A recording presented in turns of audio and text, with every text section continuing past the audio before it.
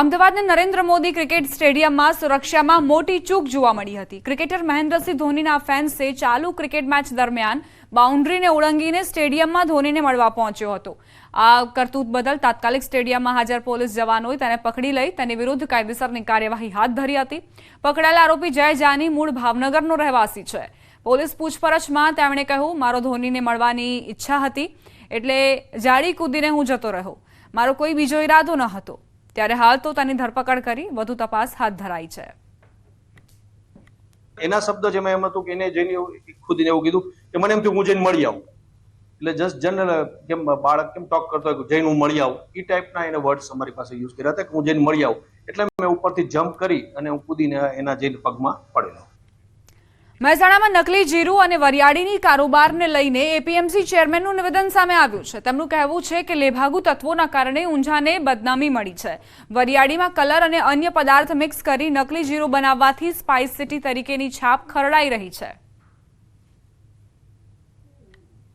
કેટલાક તત્વો વરિયાળીની ઉપર જીરુના જેવો કલર કરી અને જીરુમાં ભેળવવાની કામગીરી કરતા હોય છે। આવા 2-3% ક્યાંક આવા લોકો હશે કે જેના આ પ્રવૃત્તિને ઊંઝાની ઇમેજને પણ ધક્કો લાગે છે, એની ક્રેડિટને પણ એનાથી નુકસાન થાય છે।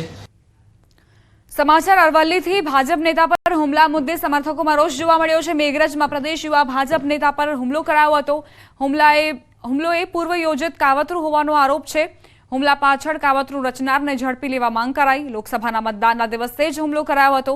મોડાસા કલ્યાણ ચોકમાં સમર્થકોએ રોષ ઠાલવ્યો। જિલ્લા કલેક્ટરને આવેદનપત્ર આપી ન્યાયની માંગ કરી। પ્રદેશ ભાજપના યુવા નેતા શ્રી હિમાંશુભાઈ પર જે હુમલો કરવામાં આવ્યો પથ્થર વડે, એને અમે સખત વખોડીએ છીએ। આ હુમલાના આરોપી 5 આરોપીની ધરપકડ કરવામાં આવી છે અને આ 5 આરોપીના પાછળ જે કાવતરું કરનાર માણસોને જલ્દીથી પકડવામાં આવે અને આગળની કાર્યવાહી કરવામાં આવે એવી અમારી સર્વ સમાજ વતી માગણી। સમાચાર અમદાવાદથી શાળાની મનમાનીને લઈ વાલીઓએ હોબાળો મચાવ્યો। રાજસ્થાન સ્કૂલમાં પ્રવેશ ન આપતા વિવાદ થયો। શાહીબાગમાં આવેલી છે રાજસ્થાન શાળામાં મોટી સંખ્યામાં વાલીઓએ હોબાળો મચાવ્યો। ડીઈઓના આદેશના પણ અનાદર કર્યાનો આરોપ મુકાયો છે। ધોરણ 8 બાદ ધોરણ 9માં પ્રવેશ ન આપતા વાલીઓમાં રોષ જોવા મળ્યો છે। અમદાવાદના શાહીબાગ વિસ્તારમાં આવેલી રાજસ્થાન હિન્દી હાઈસ્કૂલ વિવાદમાં સપડાઈ છે। ક્યાંક ને ક્યાંક શાળાના સંચાલકોની મનમાની સામે આવી છે। વાલીઓનો આક્ષેપ છે કે ધોરણ 8થી પછી તેઓને 9માં એડમિશન જે છે તે આપવાની ક્યાંક ને ક્યાંક શાળાના સંચાલકો મનાઈ ફરમાવી રહ્યા છે અને આ અંગે અગાઉ જે છે ડીઈઓ દ્વારા અમદાવાદ જિલ્લા શિક્ષણ અધિકારી દ્વારા દરમિયાનગીરી કરવામાં આવી હતી અને આદેશ પણ કરવામાં આવ્યા હતા, પરંતુ ક્યાંક ને ક્યાંક ડીઈઓએ જે આદેશ કર્યા હતા અને તેનું પણ ઉલ્લંઘન થઈ રહ્યું હોય તેવું જોવા મળી રહ્યું છે। વાલીઓ જે આક્ષેપ કરી રહ્યા છે ત્યારે વાલીઓ પાસેથી આપણે જાણવાનો પ્રયાસ કર્યો। આખો મામલો શું છે? હું અહીંયા એડમિશન માટે આવ્યો અને આજથી કરીબ 10-15 દિવસ પહેલાં અમને અહીંયા એડમિશન 8માનું રિઝલ્ટ લેવાય ત્યારે અમને કીધું કે અહીંયા તમને એડમિશન અમને હિન્દી મીડિયમ બંધ કરી રહ્યા છે, એમ કરીને અમને રિઝલ્ટ અને નોટિસ અમે બંને પાછી આપતા હતા। અમે કીધું અમે નહીં લઈએ, અમને એડમિશન આપો અહીંયા। તો અમારે ત્યારે ડીઓ સાહેબ જોડે અહીંયા આવ્યા હતા। ડીઓ સાહેબે વાત કરી કે અમે કોઈ આવી મંજૂરી અમને બંધ કરવાની કોઈ નથી આપી। ડીઓ સાહેબે અમને મંજૂરી આપી, અમને પાછા અમને બોલાયા અહીંયા। તો હવે આમ કહે છે કે ડીઓ સાહેબે અમને લેખિતમાં નથી આપ્યું, જ્યારે કે ડીઓ સાહેબે અમને કહી દીધું, પેપરમાં જાહેરાત આવી ગઈ, બધી આવી ગઈ। હવે એમ કહે છે અમને લેખિતમાં નહીં આપી એટલે હવે અમે તમને એડમિશન નહીં આપીએ કે હમણાં। સંચાલક પાસે રજૂઆત માટે ગયા હતા, એવું અત્યારે શું કહી રહ્યા? એમનું કહેવું એવું છે કે અમને કે ડીઓ પરમિશન આપી નથી, પણ ડીઓ બંધ કરવાની પરમિશન ક્યાં આપી છે? ડીઓ હા કાઢી દીધી, ડીઓ આવીને ગયા અહીંયા પોતે એમણે કાઢી તમને એડમિશન મળશે। અમારું કહેવાનું છે કે 22ના બાળકોના ભવિષ્યનો સવાલ છે। મારું બાળક અત્યારે બેબી છે 10મા ધોરણનું બોર્ડની એક્ઝામનું છે, અહીંયા એડમિશન મળી નથી રહ્યું। તો આ જે છે રાજસ્થાન હિન્દી હાઈસ્કૂલ જે અહીંયા શાહીબાગ વિસ્તારમાં આવેલી છે કે જે ક્યાંક ને ક્યાંક વિવાદમાં અત્યારે જોવા મળી રહી છે। વાલીઓ અત્યારે અહીંયા શાળા જે સ્કૂલ પાસ પહોંચ્યા છે પોતાના બાળકોનો એડમિશન લેવા માટે, પરંતુ ક્યાંક ને ક્યાંક અમદાવાદ જિલ્લા શિક્ષણ અધિકારી દ્વારા જે આદેશ કરવામાં આવ્યો હતો તેને પણ ક્યાંક ને ક્યાંક શાળાના સંચાલકો ઘોડીને પી ગયા હોય તેવું જોવા મળી રહ્યું છે। કેમેરામેન નિલેશ સોસા સાથે સંજય ટાંક, ન્યૂઝ 18 ગુજરાતી, અમદાવાદ। પણ અમારે અત્યારે શિક્ષક નથી, ત્યારે 9 શિક્ષકમાંથી 8 શિક્ષકોની ઘટ છે અને 3 ક્લેરિકલ પોસ્ટની ઘટ છે। જે અમે વારંવાર રજૂઆત કરવા છતાં અમને મળ્યા નથી. એવામાં જો અમે 9મીમાં એડમિશન આપીએ તો છોકરાઓના ભવિષ્ય માટે સારું નથી. એમના ભવિષ્ય, અમારે જે એક સ્કૂલનું સારું નામ લઈને બેઠા છીએ ને ભણાવવાની કોશિશ કરીએ છીએ, તો શિક્ષકો નહીં હશે તો એમને ભણાવીશું કઈ રીતે? આ વખતે ચોમાસામાં અમદાવાદમાં પાણી નહીં ભરાય. એએમસીએ ચોમાસા અંગે આગોતરું આયોજન કર્યું છે. અમદાવાદમાં 146 વોટર લોગિંગ સ્પોટ માટે એએમસીએ આગોતરું આયોજન કર્યું. 146 સ્થળ પૈકી 110 સ્થળ પર નવી લાઈન નાખવામાં આવી હોવાનો ચેરમેન દેવાંગ દાણીનો દાવો.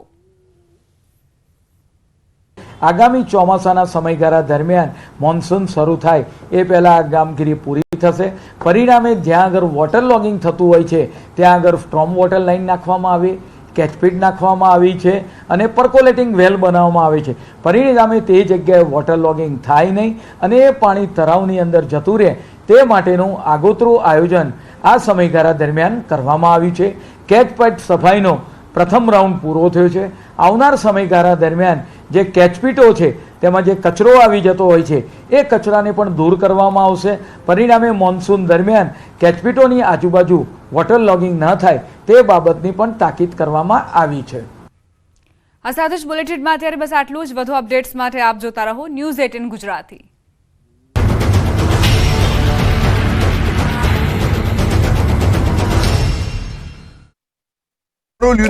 કહ્યું ચોમાસું વહેલું આવશે પણ એક સાથે વાવણી નહીં થાય. 14 મે સુધી આંધી વંટોળ સાથે માવઠાની સંભાવના. શરૂઆતમાં ચોમાસું ખંડવૃષ્ટિવાળું રહેવાનું અનુમાન.